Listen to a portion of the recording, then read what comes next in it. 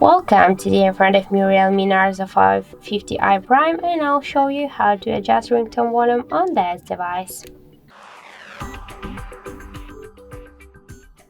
So first let's open the settings application and then tap on the sound section.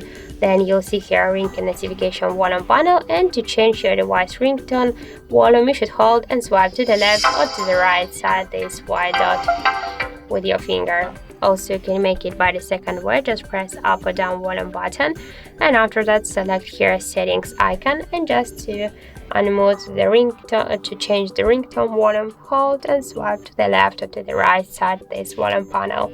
Then just tap here to done to save all the changes, and that's it. So thank you for watching, and if you find this video helpful, don't forget to leave a like, comment and to subscribe our channel.